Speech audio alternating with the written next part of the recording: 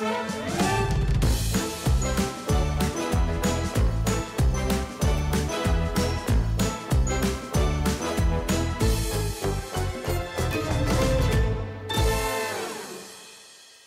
selamat pagi teman-teman semua. Terima kasih sudah mau meluangkan waktunya di Jumat pagi ini. Perkenalkan, saya Lia Hutasoid. Saya jurnalis dari IDN Times. Berkesempatan hari ini eh, memandu supaya kita dapat lebih dari narasumber-narasumber kita yang sudah hadir di sini. Tema untuk Media Talk Kemen PPPA kali ini adalah keterlibatan perempuan dalam konservasi alam dan satwa. Iya. Nah, sedikit pengantar sebenarnya isunya sangat menarik. Perempuan itu tetap hanya dikaitkan dengan atau dilekatkan dengan status pekerjaan yang konotasinya domestik aja. Tapi ternyata setelah ada tema ini, eh, saya makin terbuka matanya kalau ternyata perempuan banyak banget ternyata harus dan perlu dikuasai gitu. Namun perempuan dibangun stereotipnya tidak sekuat laki-laki nih. Peradaban membuat perempuan lebih lemah dari laki-laki dan muncullah stereotip seperti ini kalau bidang-bidang seperti konservasi dan bidang-bidang penguasaan tentang alam dan satwa itu lebih banyak cenderung kepada laki-laki. Nah, pemerintah Indonesia ini terus memastikan keterlibatan perempuan dan gender mainstreaming di berbagai macam aspek pembangunan. Salah satunya urusan kehutanan dan konservasi alam yang jauh tertinggal dalam ketersediaan lapangan kerja untuk perempuan. Nah, di Media Talk kali ini sudah bergabung dengan kita ada Ibu Direktur Konservasi Keanekaragaman Hayati, Spesies dan Genetik Kementerian Lingkungan Hidup dan Kehutanan, Ibu Indra Eksploitasia. Selamat pagi, Ibu. Terima kasih sudah mau bergabung. Selamat pagi, Ibu Lia. Selamat pagi, Ibu Ekonovi dan Bapak Lutfi. Dan Bapak Ibu semuanya tentunya yang hadir di online. Selamat pagi, salam kenal. Assalamualaikum warahmatullahi wabarakatuh. Semoga kita semua sehat dan selalu dalam lindungan Allah Subhanahu wa Ta'ala. Amin. Apakah saya bisa langsung atau bagaimana? Sebentar saya kenalkan Bu Oke. Eko dulu, Bu. Siap. Terima Dan kasih. selanjutnya, terima kasih, Bu. Dan selanjutnya ada Ibu Eko Novi Arianta Hayu. Beliau merupakan asisten deputi pengarus utamaan gender bidang sosial dan budaya Kementerian Pemberdayaan Perempuan dan Perlindungan Anak. Nah, karena sudah hadir semua, teman-teman juga mungkin sembari on progress masuk gitu ya. Mungkin kita bisa mulai dengarkan paparan dari Bu Indra gitu ya. Ibu silakan waktu dan tempat dipersilahkan. Baik, Ibu Lia, saya sebenarnya tidak paparan ya Bu Ekonovi ya. Mungkin kalau paparan ini mungkin semuanya sudah bosan kali ya dengan isu-isu bagaimana kebijakan pengaruh utamaan gender dan sebagainya. Kami hanya memberikan contoh konkret saja dan memberikan bagaimana peran wanita di KLHK khususnya di bidang konservasi sehingga tentunya Bapak Ibu bisa lebih mengetahui secara persis seperti apa kebijakan ini diterapkan dalam kegiatan kami sehari-hari. Mohon izin Ibu Lia, apakah sudah dikirim oleh teman saya Bu Ambar untuk filmnya? Mohon untuk bisa disampaikan saja filmnya. Terima kasih. Ya, ini Bu Indra akan menyajikan video. Silakan disaksikan teman-teman.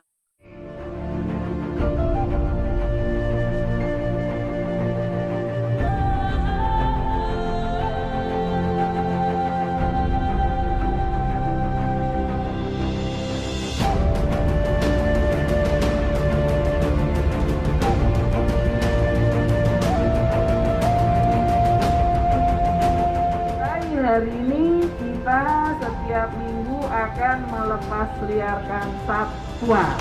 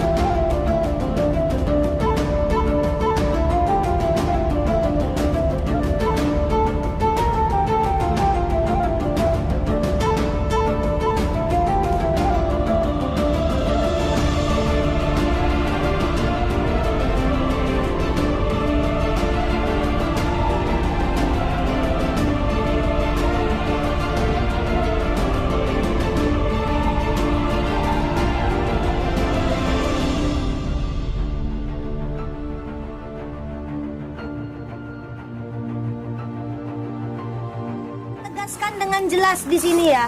Bukan gajah yang masuk kebun bapak-bapak. Bukan gajah masuk desa-desa bapak, tapi desa dan kebun bapak-bapak yang masuk ke rumah gajah. Jadi jangan semena-mena terhadap gajahnya.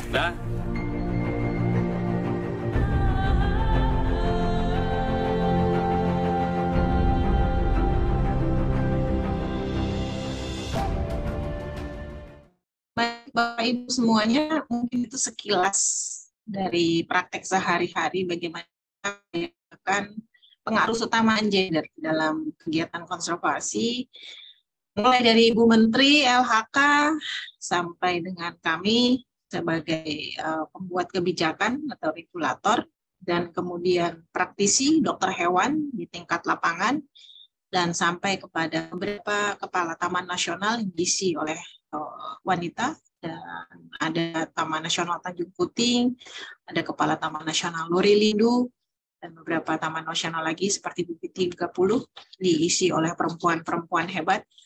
Dan ini tentunya menjadikan kami di Kementerian Lingkungan Hidup dan Kehutanan dan Direktorat Jenderal Konservasi Sumber Daya Alam dan Ekosistem ini telah menerjemahkan bagaimana pengaruh utamaan gender ini ke dalam kebijakan konservasi. Selain kita mengembangkan beberapa regulasi tentunya yang terkait dengan kebijakan konservasi di dua lini, yaitu di konservasi in situ, yaitu di dalam habitatnya, dan di luar habitat atau kita sebut dengan konservasi ex situ. Ini beberapa kebijakan ini tentunya telah melihat bagaimana gender bisa berperan. Kita tidak dari lemahnya perempuan, tapi kita melihat dari kapasitas yang dimiliki oleh perempuan. Jadi kita tidak menganggap bahwa perempuan itu adalah tidak bisa seperti laki-laki, bukan karena kita tidak mengerjakan kegiatan-kegiatan yang hanya berdasarkan otot ya, tapi kita juga melihat dari bagaimana otak para perempuan ini untuk kemudian kita bekerja di lapangan konservasi. Nah, Bapak Ibu semuanya, selanjutnya ketika kita melihat konservasi in situ, beberapa peran perempuan tadi yang sudah disampaikan di film, ada dokter hewan, ada penyuluh, kemudian ada kami menyebutnya pengendali ekosistem hutan ya, yang merupakan jabatan fungsional, serta polisi hutan. Itu beberapa juga sudah dipegang oleh beberapa perempuan-perempuan hebat, dan salah satunya juga kita melakukan apa yang disebut pengelolaan kawasan konservasi berbasis resort, yang kepala-kepala resortnya adalah para polhut perempuan. Nah, ini juga kita melihat dari sisi konservasi in situ, tidak hanya diterjemahkan ke dalam bagaimana kita perempuan ini bekerja di lapangan dengan hanya mengandalkan otot saja, tapi ternyata kita para perempuan dengan kapasitas yang kita miliki bisa berperan besar, tidak hanya konservasi, tapi juga bagaimana kita melihat peran keanekaragaman hayati ini yang menjadi prioritas untuk kita selamatkan. Kedua, di pekerjaan konservasi ex situ. Konservasi ex situ adalah pekerjaan di bagaimana kita melihat penyelamatan keanekaragaman hayati ini di luar habitatnya. Itu contohnya di lembaga-lembaga konservasi, kebun binatang, taman satwa, ataupun taman safari, dan kemudian ada penangkaran ini ada berbagai macam penangkar ya, mulai penangkar rusa, burung, dan sebagainya. Nah, tujuan dari kegiatan-kegiatan konservasi ex situ adalah menciptakan populasi keanekaragaman hayati tumbuhan dan satwa liar ini tetap terjamin, dan kemudian kita bisa menjamin adanya peningkatan populasinya.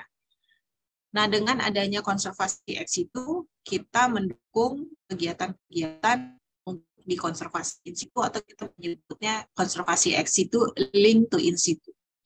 Nah, peran perempuan di konservasi ex situ tidak hanya sekedar untuk melihat medis dari satwa, dari kesehatan satwa, tapi juga dilihat dari bagaimana mereka memperlakukan satwa dengan mempertimbangkan apa yang kita sebut dengan kesejahteraan satwa atau animal welfare. Animal welfare itu menerapkan prinsip-prinsip, 5 prinsip bebas rasa dari lapar, kemudian bebas dari stres, bebas dari penyakit, bebas untuk bisa berperilaku alami, dan kemudian bebas untuk bisa bereproduksi untuk mengembangbiakan keturunannya.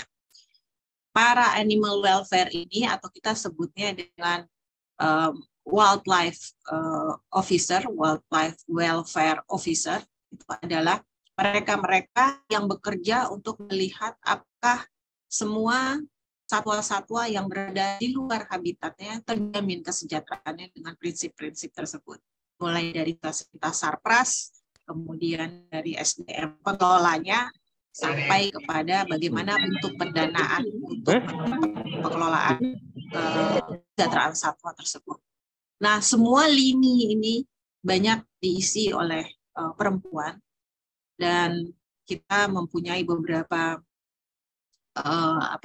wildlife welfare officer di beberapa tempat yang saat ini sekarang kami sedang berproses untuk mensertifikasi, dan ini tentunya menjadi tantangan kita ke depan bagaimana para perempuan ini tidak hanya kemudian melihat dari sisi kesejahteraan satwa yang tentunya menjadi acuan kita dalam dunia global untuk melihat bagaimana wildlife atau tumbuhan satwa liar bisa sejahtera di habitat atau di luar habitat, tapi juga para perempuan ini juga harus bisa mampu menerjemahkan semua kegiatan-kegiatan ini ke dalam wacana di tingkat global.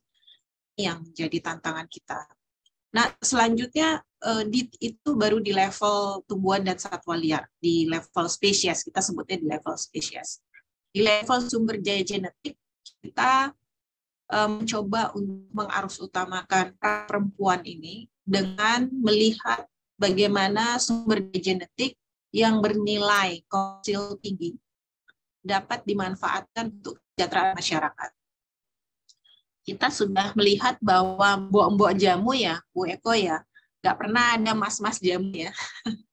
Ini merupakan salah satu bentuk konkret bagaimana secara traditional knowledge atau pengetahuan tradisional, mbok-mbok ini sudah mampu untuk menciptakan satu ramuan yang kita pakai sehari-hari untuk kesehatan kita. Dan kemudian ini yang kita sebut dengan melihat potensi bioprospeksi atau melihat potensi tumbuhan obat ini mempunyai nilai komersial yang tinggi. Jadi dengan peran perempuan meramu dan meracik jamu dan kemudian melihat bagaimana jamu ini sebagai potensi obat, tentunya ini adalah peran perempuan untuk mengembangkan satu alternatif mata pencaharian sehingga para perempuan itu juga bisa menjadi leader atau menjadi pemimpin agar masyarakat tidak tergantung oleh potensi kehutanan, tapi juga bisa tergantung dari bagaimana memanfaatkan pengembangan potensi di luar hutan, sehingga hutannya aman, masyarakatnya juga sejahtera. Nah, ini perempuan-perempuan ini yang kita didik dengan pengembangan misalnya kebun-kebun tanaman obat, dan kemudian ada beberapa yang kita pakai untuk leader untuk memanen madu di hutan dan kemudian dijual, dan kemudian kita latih untuk packaging madu dan beberapa tumbuh-tumbuhan yang tentunya bisa bermanfaat baik buat masyarakat itu sendiri maupun buat masyarakat yang ada di sekitar kawasan hutan dan di kita semuanya. Inilah tentunya menjadi contoh konkret dari kita, dari KLHK dalam menerjemahkan pengarusutamaan gender ya, dalam dari kita membuat kebijakannya sampai kemudian kita menerjemahkannya sampai kepada kita mempraktekkannya. Ini contoh-contoh yang tentunya mudah-mudahan bisa menjadi inspirasi bagi kita semuanya bahwa peran perempuan dalam konservasi adalah tujuan melestarikan keanekaragaman hayati di Indonesia, dan tentunya mempunyai peran yang sangat penting dalam kita melihat keanekaragaman hayati ini sebagai aset bangsa yang harus kita lindungi. Demikian, terima kasih Mbak Lia. Mungkin itu saja pengantar dari kami. Bung Eko, saya kembalikan ke Mbak Lia. Siap, terima kasih. Bu Indra tadi sedikit menyinggung kalau ternyata isu tentang konservasi alam tidak harus langsung ketika perempuan turun ke lapangan, turun ke hutan, ke pedalaman, tapi sesederhana bawa jamu ya Bu. Ternyata hal itu juga membuat dampak signifikan kepada isu yang kita bahas. Terima kasih Bu Eko atas penjelasannya, Bu Ina atas penjelasannya. Mungkin setelah ini ada Bu Eko Novi yang akan menyampaikan paparannya dari perspektif gender dan perempuan. Dipersilahkan. Terima kasih Mbak Lia. Selamat pagi Bu Indra, salam kenal dari saya. Tadi saya sudah mendengarkan cerita Bu Indra terkait dengan bagaimana peran-peran perempuan baik di konservasi satwa maupun di konservasi satwa dan tumbuhan ya Bu ya, alam dan satwa. Menarik sekali yang disampaikan oleh Bu Indra terkait dengan bagaimana perempuan-perempuan juga bisa mereka memperhatikan dari dalam arti lihat kebutuhan satwa itu menjadi perhatian mereka juga untuk memastikan bahwa satwa itu kemudian terah. Itulah yang sebetulnya memang mungkin perempuan punya dalam tanda ketik ya, perempuan bukan hanya sebagai bukan sebuah stereotip, tapi dia kekuatannya perempuan itu yang kemudian membuat dia bisa mengakomodir kebutuhan-kebutuhan dari para satwa tersebut. Nah, terkait dengan topik kita pada pagi hari ini, keterlibatan perempuan dalam konservasi alam, saya kemarin juga sempat bingung Mbak Lia, konservasi alam dan KPP dari mana ya, saya bingung. Tapi kemudian saya mencoba menerjemahkan ini, jadi kami akan masuk dalam isu perhutanan sosial. Jadi konservasi alam perempuan, keterlibatan perempuan atau mainstreaming gender, perusahaan gender dalam perhutanan sosial. Oke, lanjut. Nah, sebenarnya kita bicara tentang kesetaraan gender atau mainstreaming gender, kita juga banyak bicara tentang kesenjangan dari laki dan perempuan. Lanjut. Padahal kalau kita lihat perempuan itu punya potensi yang sangat luar biasa untuk kesetaraan gender.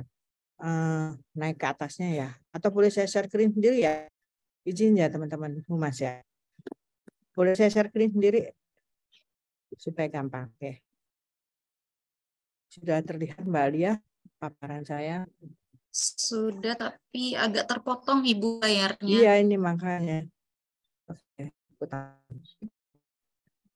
ya Mbak? Sudah Bu, mungkin boleh lebih dilebarkan aja. Oke, saya lebarkan saja. Aman Bu, aman.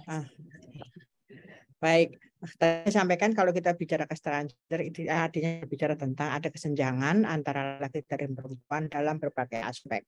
Padahal kalau kita lihat perempuan itu kekuatannya luar biasa, itu hampir 49,42% dari penduduk Indonesia itu adalah perempuan. Jadi berimbang antara laki-laki dan perempuan, memang sepatutnya perempuan juga mendapatkan berbagai akses terkait dengan program-program pembangunan. Kami memang Kementerian PPPA itu bukan kementerian yang sifatnya teknis seperti Kementerian Lingkungan Hidup dan Kehutanan. Sifatnya lebih banyak bagaimana kami mendorong Kementerian Lembaga untuk bisa mengimplementasikan atau menyusun kebijakan dan mengimplementasikan apa yang kemudian bisa dilakukan oleh kementerian terkait, salah satunya Kementerian KLHK. Karena banyak sekali kebijakan-kebijakan yang sudah dimiliki oleh terkait kalau kita bicara isu-isu perempuan dan isu-isu anak. Nah, kalau kita bicara pengaruh utama gender itu bagaimana kita memperkecil kesenjangan gender dan pemberdayaan perempuan di bidang pembangunan.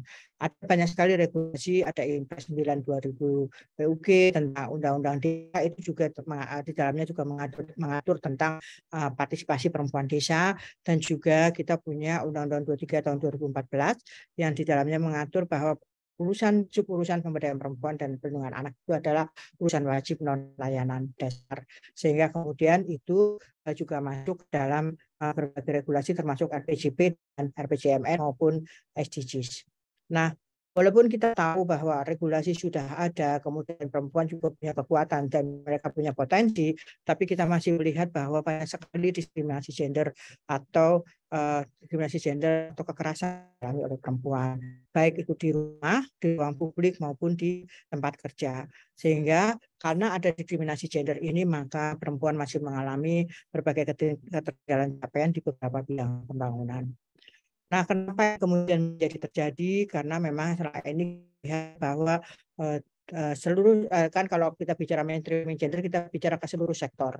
Jadi perencanaan, kebijakan, program dan kegiatan ini masih mengabaikan bahwa ada kebutuhan-kebutuhan yang berbeda, peran-peran yang berbeda, pengalaman dan permasalahan yang berbeda antara laki-laki dan perempuan. Dan akhirnya kemudian membuat ada stereotip pelabelan pada perempuan. Kalau kita bicara perempuan di ranah publik, enggak terlalu pantas perempuan ada di ranah publik, sehingga dia biasanya ada di rumah. Nah, itu yang kemudian terkait kemudian buat perempuan juga sulit untuk mendapatkan akses terkait dengan program-program pembangunan. Kemudian kalau mereka juga sudah nggak dapat akses, artinya kan partisipasi dan juga manfaatnya juga tidak akan mereka dapatkan seperti itu. Nah, kemudian yang kedua adalah regulasi yang juga masih netral gender atau diskriminatif. Nah, kalau kita bicara tentang konservasi alam, kami akan mencoba mengangkat terkait dengan perhutanan sosial. Kita lihat bahwa 35% masyarakat Indonesia itu hidup dalam relasinya dengan pertanian dan perikanan.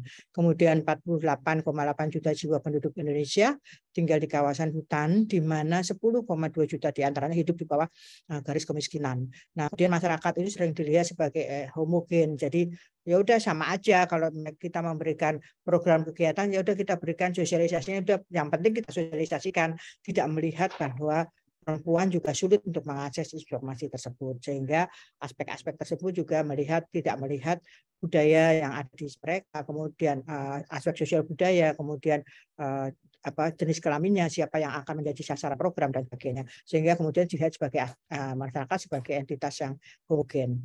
Nah, padahal sebetulnya isu-isu terkait dengan perhutanan sosial ini merupakan amanat langsung dari Undang-Undang Nomor 41 Tahun 2099 tentang kehutanan. Dan kemudian di beberapa target AJMN itu juga ada isu perhutanan sosial, dan kemudian kita melihat bahwa ketimpangan gender juga masih ada di isu perhutanan sosial, khususnya dalam pengelolaan hutan masyarakat. Akses perempuan terhadap tanah itu jauh lebih kecil dibandingkan akses laki-laki. Nah, kemudian ada juga hasil survei dari Kata Data yang melakukan survei dari 103 kelompok usaha perhutanan sosial yang menjadi responden. Mereka tanya siapa yang menjadi pengurus kelompok tani hutan. Itu hampir 95% itu pengurusnya didominasi oleh laki-laki. Hanya 5% anggota dan pengurusnya perempuan, dan 1% anggota dan pengurus yang berimbang antara laki-laki dan perempuan. Dan peran-peran perempuan itu masih sebatas pada pengelolaan administrasi dan pencatatan. Dan kadang-kadang mereka hanya dilibatkan pada saat penanaman dan kemudian pemanenan dan sebagainya, hanya sebatas seperti itu, tidak pada posisi yang strategis. Nah, isu gender di dalam reformasi agraria dan perhutanan sosial itu kita melihat pengelolaan hutan berbasis masyarakat telah diterapkan, namun partisipasi perempuan masih rendah dalam upaya-upaya untuk pengelolaan hutan. Kemudian ada pada saat pengelolaan perhutanan sosial masih ada yang menguatkan dominasi laki-laki dalam pengelolaan hutan. Kemudian ada persepsi bahwa pengelolaan hutan itu adalah ranah yang didominasi oleh laki-laki, sehingga perempuan cenderung memegang peran-peran domestik di rumah tangga. Jadi dia tidak dilibatkan dalam pengelolaan hutan. Kemudian ada privilege, ada sedikit dalam tanda kutip perwakilan perempuan yang dipilih sebagai pengurus hutan, biasanya memiliki kedekatan dengan pemuka adat atau pejabat desa yang mayoritas laki-laki. Sehingga ketika terjadi ketimpangan ini, distribusi manfaatnya nggak merata untuk perempuan tani hutan.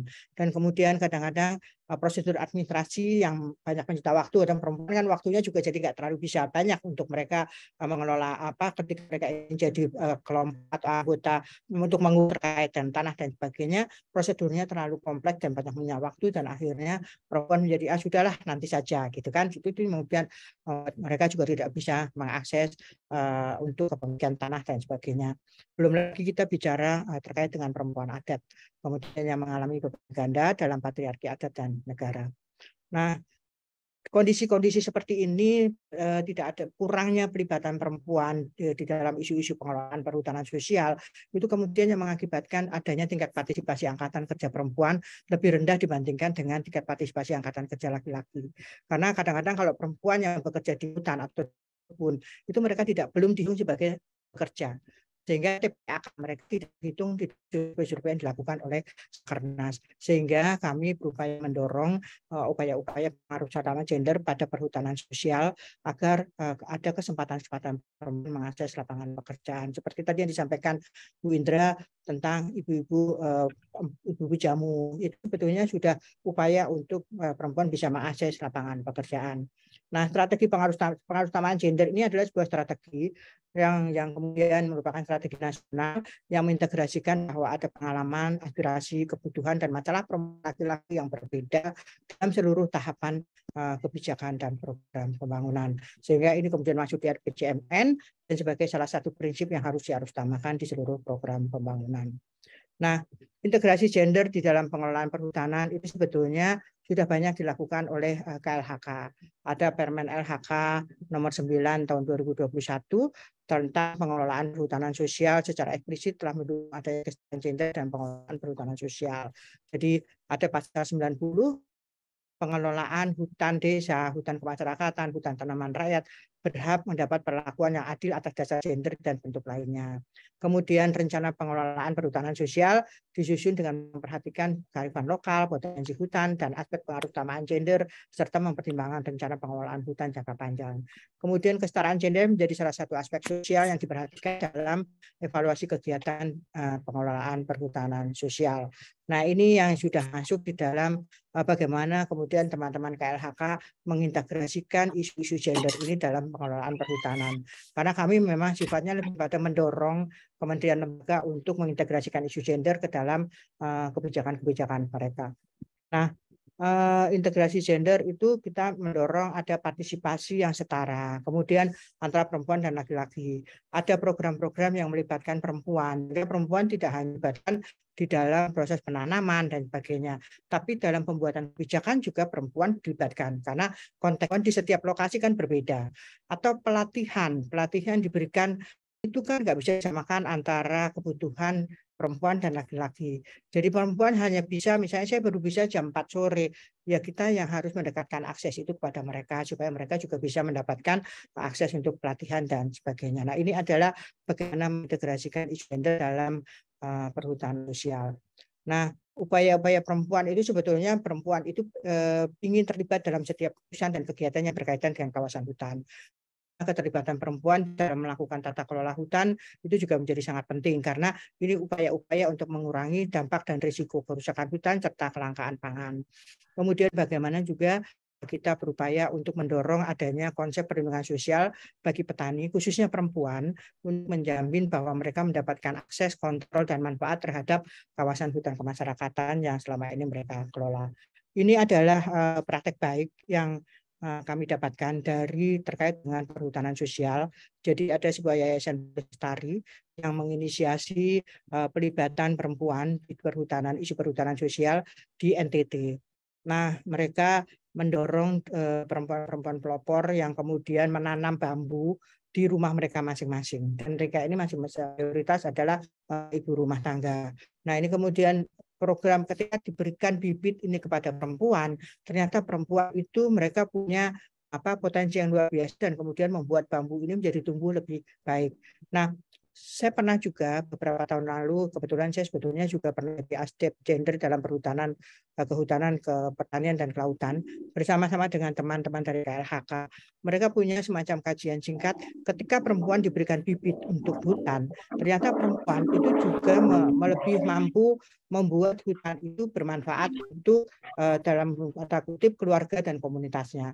Jadi tanaman itu tumbuh lebih baik daripada mereka dilakukan oleh laki-laki, karena perempuan itu dalam bentuk satu kelompok dan kemudian mereka mengelola hutan itu secara bersama-sama. Kalau laki-laki kemudian mereka sendiri-sendiri dan kemudian mereka melakukan panen dan secara sendiri-sendiri. Nah, itu kemudian sekilas tentang praktek baik juga terkait dengan perhutanan. Nah, kemudian di dalam upaya-upaya untuk ketika mereka sudah menanam bambu, kemudian memanen bambu, kan mereka juga perlu dibekali dengan ilmu-ilmu dan perlu dielaborasi dengan berbagai stakeholder yang juga membantu mereka. Nah, Bambu Lestari itu berkolaborasi dengan Duanyam. Duanyam itu adalah sebuah kelompok anak muda yang mereka punya basis di tenun dan juga di bambu. Nah, mereka anyaman di bambu dan bahan dasarnya dari kelompok-kelompok perempuan ini, dan juga dengan sekolah seniman pangan yang kemudian melakukan terkait dengan pangan lokal, karena seniman pangan ini mereka mendampingi terkait dengan pangan lokal dan juga kanopi yang terkait dengan bidang pewarna alami lokal, sehingga produk-produk bambu yang ada di kelompok-kelompok ini kemudian bisa lebih berkembang dan perempuan juga mendapatkan sumber daya ekonomi yang kemudian bisa mendorong mereka untuk lebih dalam tanda kutip lebih sejahtera untuk anak dan keluarganya. Nah, ini mungkin sedikit saja terkait dengan beberapa strategi bagaimana upaya untuk mengintegrasikan gender dalam perhutanan sosial. Adalah mungkin sebetulnya yang perlu kita lakukan adalah pendataan. Ada pendataan terkait dengan data pilah yang terkait dengan proporsi keterlibatan laki-laki dan perempuan, sehingga pada akhirnya mereka juga bisa didorong untuk menyampaikan dan juga kebutuhan mereka itu bisa diakomodir dalam kebijakan dan program-program yang dimiliki oleh pemerintah dan juga lembaga masyarakat yang lain, dan pada akhirnya kemudian memberikan kemudahan akses kepada perempuan untuk mereka bisa mengakses berbagai sumber daya yang lain. Itu mungkin Mbak Lia yang bisa kami sampaikan. Kurang lebihnya kami mohon maaf. Wassalamualaikum warahmatullahi wabarakatuh. Siap, terima kasih Ibu Eko atas paparannya, dan ternyata setelah melihat paparan dan data dari Bu Eko, banyak ya upaya untuk memperkecil kesenjangan gender berdasarkan maksudnya memperkecil kesenjangan gender perempuan di berbagai bidang. Nah, ternyata juga masih ada diskriminasi gender dan regulasi yang ada juga ternyata masih netral gender. Padahal kita menyebutnya Mother of Earth ya Bu. Kalimatnya saja mother, konotasinya perempuan, tapi memang pada kenyataannya banyak hal-hal yang menjadi catatan gitu. Pun keterlibatan perempuan juga sudah banyak gitu. Cuma tidak secara strategis, jarang perempuan dilibatkan sebagai pengambil kebijakan gitu. Cuma di hal-hal yang mungkin seperti yang tadi disebutkan untuk menanam dan segala macam. Nah, mungkin beberapa pertanyaan juga yang sudah muncul di kolom chat. Tapi jika memang ada teman-teman yang mau bertanya secara langsung, silakan, nggak apa-apa, nanti tinggal di unmute saja. Menurut saya baik. Jadi ya lebih ini Bu, biar lebih interaktif gitu diskusinya. Karena kita terbatas dengan layar, kalau ngobrol langsung pasti lebih gitu ya. Cuma kalau memang ada yang mau langsung menyampaikan pertanyaan atau pendapat di Zoom ini, silakan di unmute saja gitu. Saya ada pertanyaan nih dari Mas Dewanto. Ini saya izin tanyakan atau Mas Dewanto mau tanya langsung, silakan. Ya, silakan boleh, Mas. Boleh. Assalamualaikum. Dengar suara saya? Aman Mas, aman. Dengar Mas Dewanto, apa kabar? Ya, alhamdulillah baik Bu Eko. Sekalian menyapa Bu Eko jadi nanya langsung. Baik, terima kasih Mbak Lia. Ini mungkin pertanyaan saya spesifik lebih ke Bu Indra ya. Berkaitan dengan perempuan pekerja ya, bukan pekerja perempuan.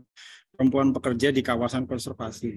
Jadi kan pengaruh utama gender tentu juga harus diikuti dengan pemenuhan hak-hak perempuan ya, apalagi kan perempuan memiliki kebutuhan spesifik ya, misalnya dalam hal kesehatan reproduksi.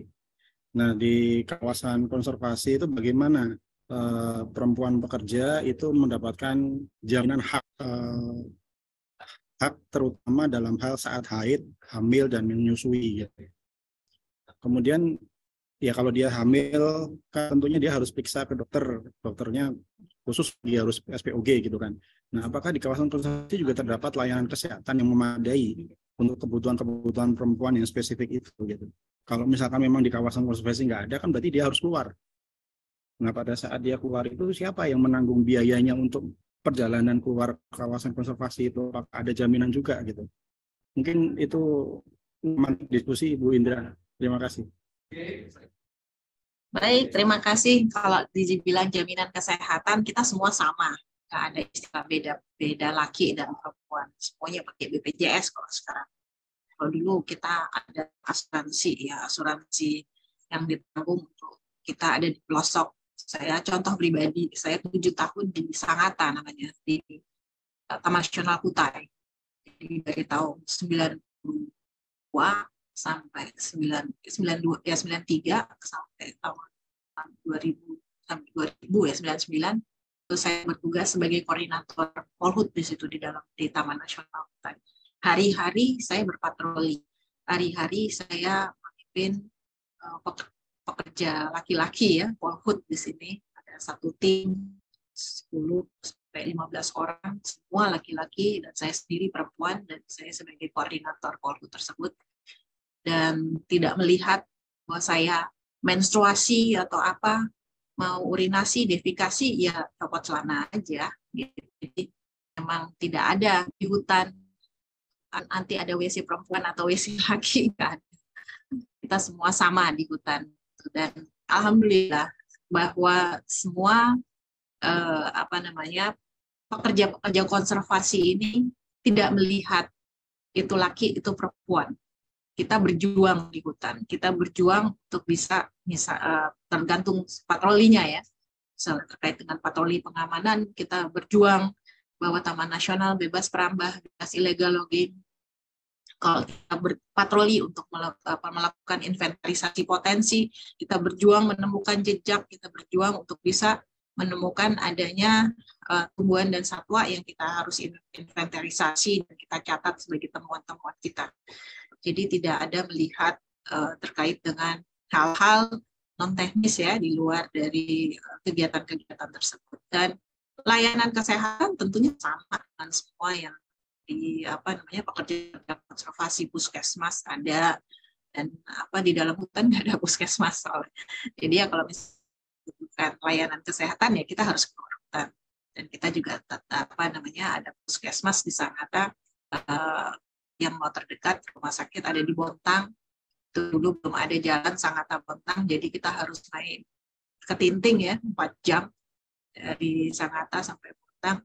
Jadi ya itu memang yang harus kita jalani dan tidak ada istilahnya tidak ada perbedaan, pembeda kita sebagai laki dan kita perempuan. Kita ingin hak kita diakui, tapi di satu sisi kita juga harus sadar bahwa kita bisa seperti mereka tanpa harus meninggalkan peran bahwa kita adalah perempuan yang memang harus kita lihat ada perbedaan secara fisiknya, tapi secara pekerjaan kita di tengah hutan kita tidak melihat bahwa itu ada laki dan perempuan. Kita semua mempunyai tugas untuk melestarikan, menjaga kawasan sehingga kawasan tersebut bisa aman. Mungkin itu Mas yang bisa saya jawab dari sisi pengalaman pribadi.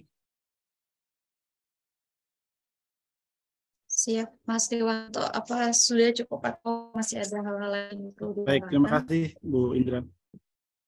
Siap. Bu Indra, ini saya baca CV-nya ternyata sudah punya pengalaman di bidang konservasi selama 30 tahun, teman-teman. Bu Indra, dedikasinya sangat luar biasa. Ibu, saya juga mau tanya dong ke Bu Indra dulu mungkin ya.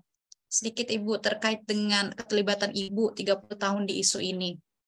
Saya belum sampai usia Ibu, tapi saya ingin tahu selama 30 tahun itu ada berapa banyak perubahan yang Ibu lihat dalam keterlibatan perempuan khususnya di isu konservasi alam ini.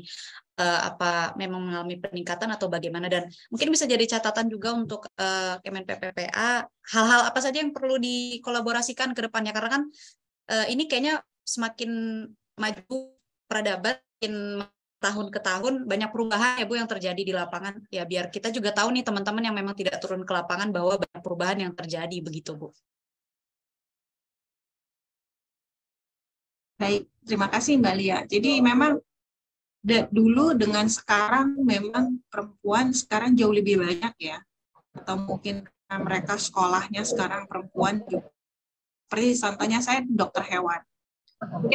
Zaman saya dokter hewan itu banyak laki-lakinya yang perempuan ketika sekolah.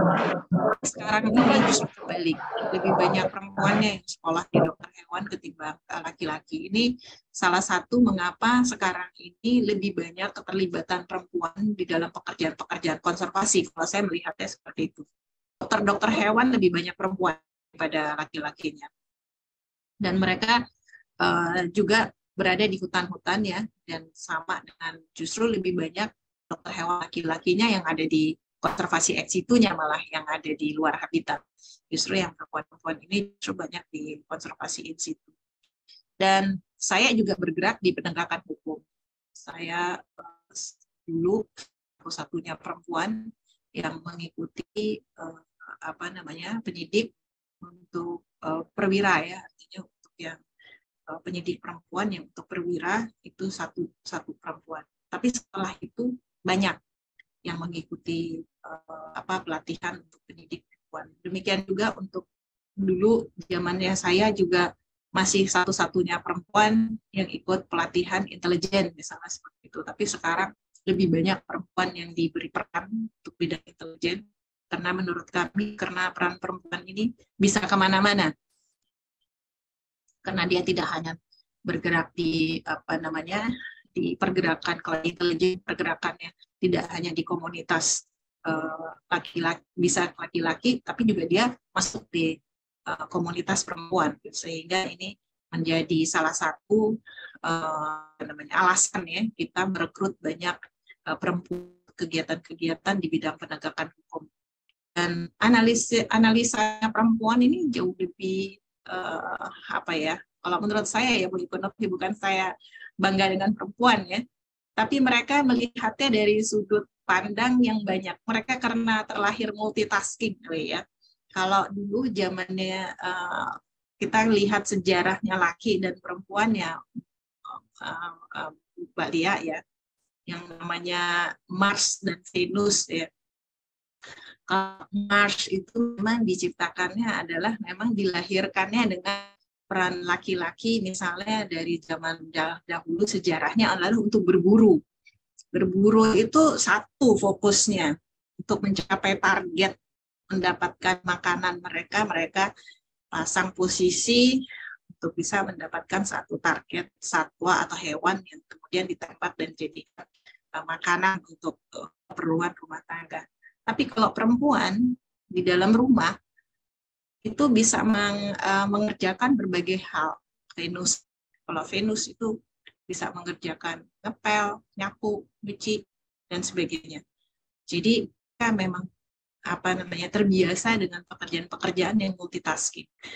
Dan menurut kami, mengapa kami senang merekrut beberapa perempuan ini bukan dari sisi dari sisi menerjemahkan pengaruh utamaan gender, tapi lebih dari pengalaman kami melihat bahwa kapasitas perempuan dengan, bukan berarti laki-laki tidak ya, mohon maaf ini, saya hanya melihat dari sisi bahwa ada beberapa kelebihan dari perempuan sehingga kita mampu melihat bahwa ini salah satu bentuk potensi yang harus bisa dieksplor ya dalam pekerjaan-pekerjaan konservasi, sehingga perempuan akan dilibatkan. Mungkin itu, Mbak Lia. Baik, terima kasih Bu Indra. Mungkin teman-teman yang lain ada pertanyaan atau ingin memberikan pendapat, pandangan atau seperti apa, karena Media Talk tidak harus pure bertanya ya, kalau mau sharing juga nggak apa-apa gitu. Saya ada satu pertanyaan sembari menunggu teman-teman yang lain gitu untuk Bu Ekonovi, Bu. Kalau dari PA sendiri, Bu, kita kadang sering mendengar banyak perempuan dan alam itu mendapat perempuan berkonflik gitu.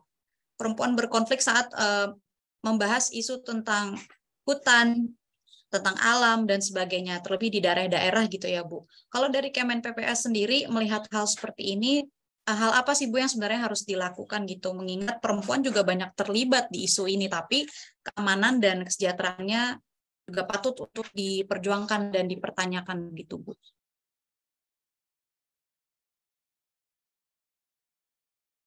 Terima kasih Mbak Lia. Mungkin kalau kita melihat sebetulnya jangan cuma bicara ketika perempuan berkonflik, ketika tidak berkonflik pun akses perempuan tani hutan itu juga masih belum maksimal ya sebetulnya. Jadi sebetulnya konflik itu adalah atau akses pemberdayaan untuk mereka juga belum maksimal. Kemudian akses mereka untuk mendapatkan izin lahan juga belum maksimal.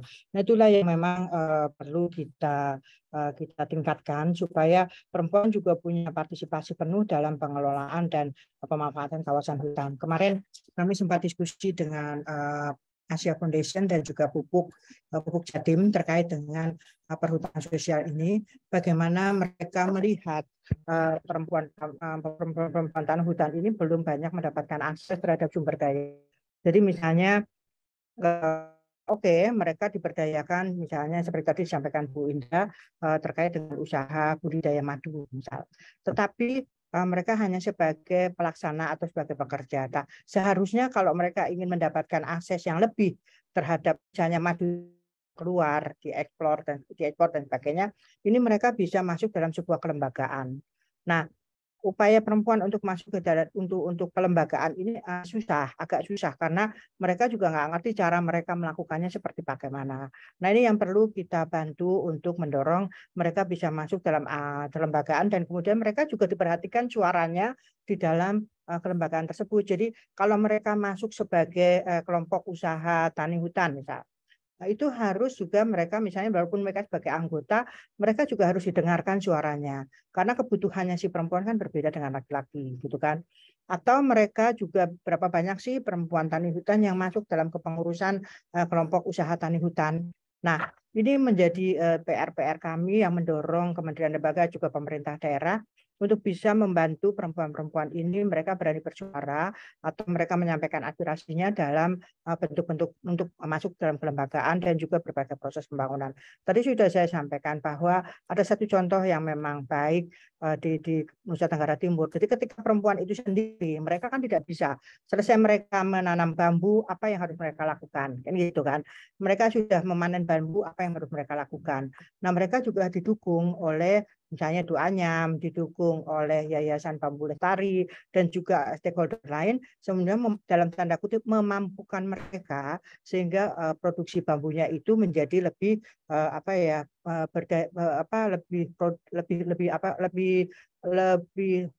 tidak hanya sebatas hanya menjual bambu gitu kan.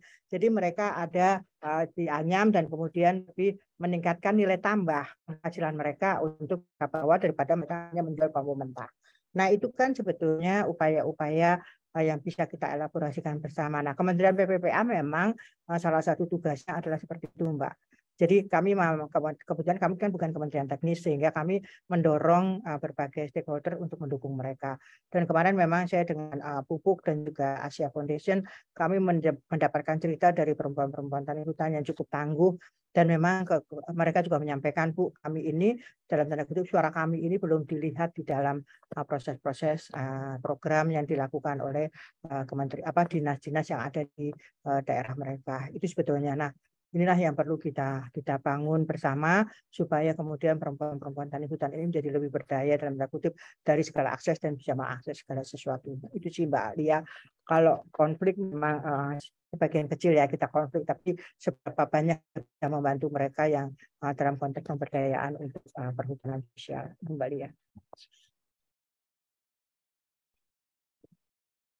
Ya, siap. Terima kasih Bu Eko Novi terkait penjelasannya. Mungkin teman-teman yang lain ada yang mau bertanya lagi nih. terkait isu yang hari ini kita bahas. Mungkin ada juga yang ingin memberikan pandangan atau pendapat, masukan juga silakan. Teman-teman silakan mau ngomong langsung juga boleh atau mau menyampaikannya di kolom chat juga boleh. Nah, sembari menunggu teman-teman, mungkin saya ada satu pertanyaan lagi buat Bu Indra, Bu. Sedikit, Bu, terkait tadi Bu Indra sebut bahwa dalam isu konservasi alam dan satwa ini pada nantinya perempuan harus bisa terjemahkan wacana-wacana yang ada gitu di tingkat global. Nah, itu caranya gimana, Bu? Terus yang selama ini jadi tantangan kira-kira apa ya, Bu?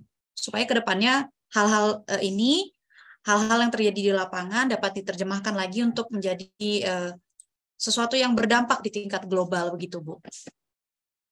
Baik, terima kasih. Jadi ada beberapa di tingkat global, kita ada beberapa konvensi yang sudah kita ratifikasi ya. Antara lain Konvensi Keanekaragaman Hayati atau Convention Biological Diversity. Itu konvensi untuk bagaimana kita melihat Indonesia mencapai target-target yang disepakati dunia untuk lakukan perlindungan maupun pemanfaatan berkelanjutan keanekaragaman hayati. Kemudian ada konvensi lain yang kita sebut dengan Convention on International Trade on Endangered Species atau CITES. Itu konvensi terkait dengan perdagangan satwa. Dan ini adalah melihat apakah perdagangan satwa itu berlangsung untuk melihat 3 prinsip dari perdagangan ini sesuai dengan unsur hukumnya atau kita sebut dengan legality, kemudian apakah sumber satwanya ini adalah legal ya, atau apakah ini dari hasil penangkaran atau misalnya menangkap dari alam. Nah, ini kita sebut dengan traceability atau ketelusuran, dan kemudian adalah memenuhi aspek pemanfaatan berkelanjutan atau sustainability. Nah, peran perempuan di sini adalah kita melihat dari 2 sisi, dari sisi perlindungan dan dari sisi pemanfaatan. Dari sisi perlindungan, perempuan dalam hal mengkampanyekan. Ini kami di dalam teks resolusi CBD juga ada ya arus utamaan gender seperti ini, dan hampir di setiap konvensi sudah ada, dan kita diminta juga untuk melaporkan ya, peran dari perempuan ini dalam hal perlindungan. Jadi selain kampanye dan kemudian tadi yang peran perempuan di dalam konservasi itu semuanya harus di-report ke dalam national report yang setiap tahun. Dan dari sisi perdagangan satwa yang secara ilegal juga ada resolusi juga yang mewajibkan kita untuk melihat bagaimana peran perempuan dalam mengimplementasikan kebijakan di konvensi CITES tersebut. Dan ada beberapa konvensi lain seperti WAHO ya, World Animal Health Organization, dan ada beberapa konvensi juga lain seperti mandat-mandat internasional lainnya. Nah, tantangannya adalah ketika menerjemahkan ini ke dalam satu bentuk konkret yang kemudian dituliskan ke dalam national report. Ya. Karena di dalam national report kan ada beberapa parameter-parameter yang harus dipenuhi. Nah, kita ini, orang Indonesia ini, adalah kelemahannya adalah menulis. Begitu banyak bentuk-bentuk konkret yang sudah kita lakukan ya, aktivitas, kemudian program, kegiatan. Tadi Bu Ekonovi juga bilang bahwa banyak sekali bentuk-bentuk peran perempuan di perhutanan sosial dan bentuk-bentuk konkret di lapangannya dan sebagainya. Nah, ini harus ditulis.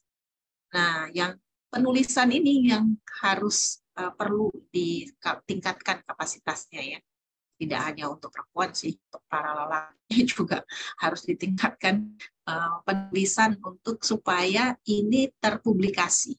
Ini bisa disampaikan kepada dunia global bahwa Indonesia dengan peran pengarus utamaan, dan kita sudah melihat praktek-praktek. Itu saja sih Pak Lia. Tantangannya lebih kepada bagaimana mengkomunikasikan secara tertulis kepada publik. Kalau untuk konkretnya, untuk prakteknya, luar biasa Indonesia. Baik, terima kasih Bu Indra. Mungkin ini sembari teman-teman yang lain juga mungkin ada yang mau bertanya, silakan. Kita masih punya waktu. Karena kan ini hari Jumat ya, sebentar lagi juga Jumatan. Silakan, ini dengan siapa? Aku Dian, Mbak Lia. Siap, Mbak Dian. Silakan ya, Mbak. Iya. Kalau ada yang mau disampaikan. Oke, baik. Terima kasih. Selamat siang, Bu Indra dan Bu Eko Novi. Saya Dian dari Harian Waspada. Saya dari tadi menyimak Bu Indra. Dan saya sangat terkagum-kagum dengan Bu Indra berada di domainnya, kalau boleh dibilang stereotipnya, domainnya hegemoninya laki-laki itu, dan Bu Indra berada di situ 30 tahun lebih. Ini patut disyukuri dan saya sangat salut, Bu.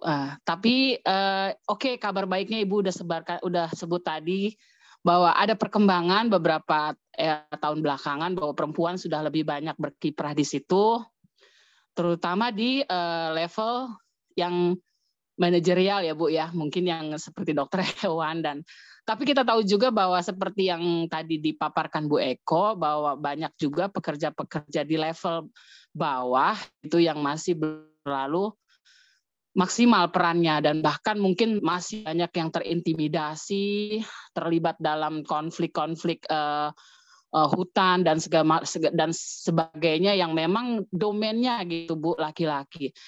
Saya mau tanya, mau menekan menegaskan pernyataan dari Bu Indra bahwa sebenarnya tidak ada masalah itu kan ya Bu ya, perempuan itu sebenarnya bisa juga, khususnya juga di bawah, di garis, di akar rumput, untuk berperan mengambil peran secara ekonomi di domainnya laki-laki ini, yang kita masih kebanyakan orang bilang ini domainnya laki-laki di kehutanan ini. Saya ingin Ibu menegaskan kembali bahwa tidak ada aral melintang untuk itu sebenarnya gitu ya Bu. Itu aja sih Bu Indra. Satu, untuk Bu Eko. Bu Eko, strategi tadi Bu Eko sudah memaparkan juga strategi Kementerian Pemberdayaan Perempuan dan Perlindungan Anak terkait dengan pemberdayaan perempuan di konservasi kehutanan ini. Apakah nanti ke depannya itu penetrasi koordinasi seperti apa Bu Eko? Perempuan memberdayakan ekonomi perempuan lewat jalur kehutanan ini, apakah konservasi alam ini seperti apa nanti Bu konkretnya ke depannya, kerjasamanya dengan siapa saja, dan nanti mungkin apakah ada kesepakatan bersama mungkin dengan Bu Indra nanti di kementeriannya Bu Indra atau seperti apa? Terima kasih Bu Eko, Bu Indra. Silakan Bu Eko Novi dulu apa saya dulu, Mbak Lia? Bu Indra boleh Bu. Silakan Bu Indra. Oh iya. Ya, terima kasih juga Mbak Dian. Sami. Komennya, dan kemudian tadi memang betul, kami sebenarnya, kalau saya secara pribadi, kalau ditanya apakah ada kendala atau aral melintang yang ketika meminta perempuan untuk diakui, tidak ada. Semua berjalan seperti biasa, karena kami tidak pernah meminta privilege dalam pekerjaan kami sebagai pekerja sosial konservasi, ya beda ya, karena kita memang konservasi lebih banyak cost centernya ketimbang profit centernya. Jadi memang kita benar-benar adalah, kalau dibilang oleh Bu Eko Novi tadi, memang pekerja di lapangannya, bukan manajernya justru. Manajernya justru ada, ya lebih banyak kita bergerak di lapangan. Dan untuk di level manajer tentunya tidak ada masalah dengan perempuan di bidang konservasi, karena memang ada di belakang meja ya. Dan memang untuk di perempuan di lapangan ini yang tentunya jadi challenge, menjadi tantangan.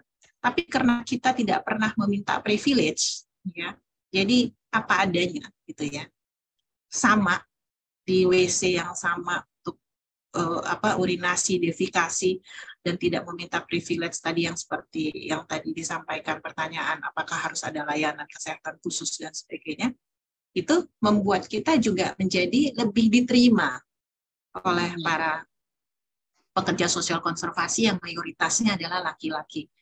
Jadi ini mungkin yang menjadi kunci ya Mbak Dian ya, bahwa sebenarnya tidak perlu kita meminta privilege sebagai perempuan. Kita tidak perlu diakui bahwa saya ini perempuan, tolong dong hormatin nggak. Kita nggak perlu seperti itu karena mereka sendiri sudah menghormati kita sebagai perempuan. Jadi kita sama-sama saling respect dalam bekerja. Dan ini menjadi kunci kenapa tidak ada arang melintang atau tidak ada kendala ketika kita di lapangan bekerja secara bersama-sama. Itu mungkin Mbak Dian. Terima kasih banyak atas komennya. Sama-sama, Bu. Mungkin selanjutnya Bu Eko boleh merespon tadi pertanyaan dari Mbak Dian. Terima kasih Mbak Dian.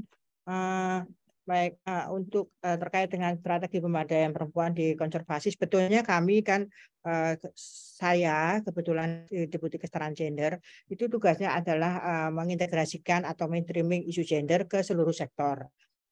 Itu adalah Kementerian Lingkungan Hidup dan Kehutanan.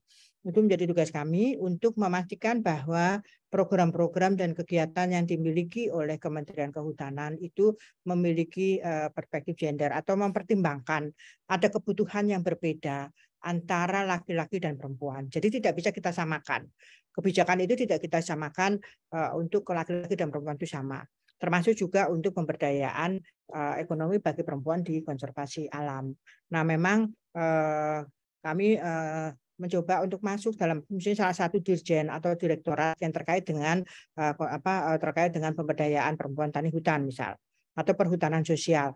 Nah, inilah yang kemudian kita lihat kembali apakah kegiatan dan anggaran mereka kemudian mendukung untuk upaya-upaya afirmasi terhadap pemberdayaan perempuan tani hutan. Karena kita tahu bahwa hanya 5% perempuan yang kemudian perempuan di akad tapak yang mereka masih rendah partisipasinya dalam program-program perhutanan sosial. Itu yang memang bisa kami lakukan karena kami memang bukan Kementerian Teknis, tapi itu yang pertama, mengarusutamakan gender dalam seluruh program kegiatan dan anggaran yang ada di Kementerian Lingkungan Hidup dan Kehutanan.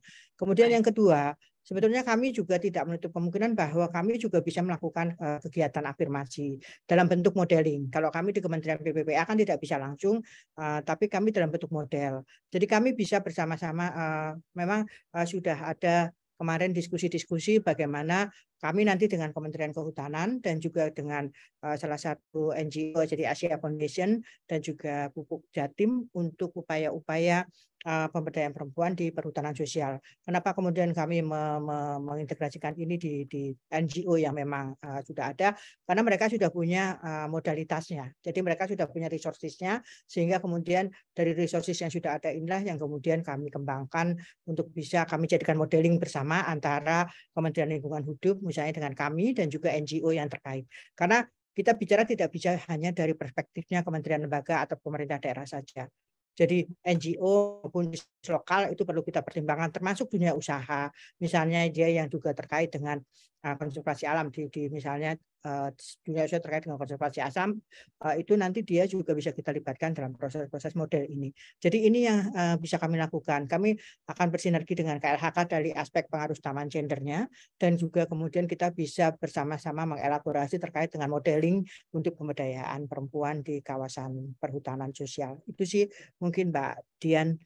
Kalau kami dari Kementerian PPPA seperti itu, karena memang kami mendorong, karena kebetulan kelompok-kelompok perempuan tani hutan, kemudian kelompok perempuan petani pesisir, ini adalah kelompok-kelompok perempuan rentan yang memang menjadi perhatian Bu Menteri juga dan sesuai dengan arahan Presiden yang pertama adalah kewirausahaan perempuan yang berperspektif gender. Itu yang kemudian menjadi fokus kami juga di situ. Itu mungkin Mbak Dian, Mbak Lia, terima kasih. Izin Bu Eko, Mbak Lia, izin Bu Eko berarti terkait yang punya rumah juga tuh Bu, pemerintah daerah kan peraturan daerahnya juga sangat menentukan. Itu mungkin perlu ditekankan terus Bu. Ya, siap. Ya, memang kami kan arahnya juga ke pemerintah daerah ya Mbak. Jadi misalnya kami juga mungkin melihat peraturan daerah yang terkait dengan perhutanan sosial. Itu juga itu arahnya ke sana. Terima kasih Mbak Dian. Terima kasih masukannya. Ya. Ibu. Itu sama-sama Mbak Dian. Siap. Mbak Dian, aman ya mungkin kalau ada yang mau ditanyakan lagi silakan atau gimana, dan teman-teman yang lain juga silakan kalau ada yang mau ditanya. Aku cukup Mbak Lia, makasih. Siap, terima kasih juga Mbak Dian. Ini sembari kalau ada teman-teman lain juga yang mau tanya atau memberikan pendapat silakan ya. Karena kita juga terbatas durasi. Sebentar lagi mau ada sholat Jumat juga ya. Mungkin kalau dari saya, ini akhir aja untuk Bu Indra dan Bu Eko. Satu pertanyaan dan terakhir juga pernyataan pesan terakhir lah penutup gitu untuk Media Talk hari ini. Dengan itu yang akrab dengan domain laki-laki tadi yang seperti Mbak Dian bilang, ini kan juga kita mau menyambut International Women's Day 8 Maret nanti. Sebenarnya apa sih harapan dan pesan ibu-ibu sekalian baik dari Kemen PPPA dan juga Bu Indra gitu terkait keterlibatan perempuan dalam isu konservasi? Mungkin ada pesan atau ada harapan mengingat sebentar lagi International Women's Day. Mungkin boleh dari Bu Indra dulu ya. Silakan Bu. Ya, makasih Mbak Lia. Yang harus diingat bahwa International Women's Day ini beda dengan kita sebut dengan Hari Ibu, beda dengan apa yang kita sebut dengan kebebasan perempuan seperti itu ya. Karena kebebasan itu tidak selalu harus diartikan bebas sepenuhnya, tapi tentunya ada batasan-batasan yang harus kita suarakan ya, sehingga peran perempuan tidak hanya sekedar sebagai pemoles ya, dan kemudian peran perempuan apabila kita memang mau diakui, tentunya kita juga harus meningkatkan kapasitas kita sehingga kita tidak hanya dilihat dari sisi kapasitas kemampuan dari sisi otak saja, tapi juga dari sisi intelijen kita dalam hal aspek sosialnya. Sehingga peran perempuan ini ketika dalam suatu community, ya, dalam satu bentuk di mana ada laki dan ada perempuan, tentunya bagaimana perempuan bisa menunjukkan eksistensi kita ya sebagai perempuan, tidak dalam hal kapasitas intelijen, tapi juga dari sisi sosial ya, emotional intelijen.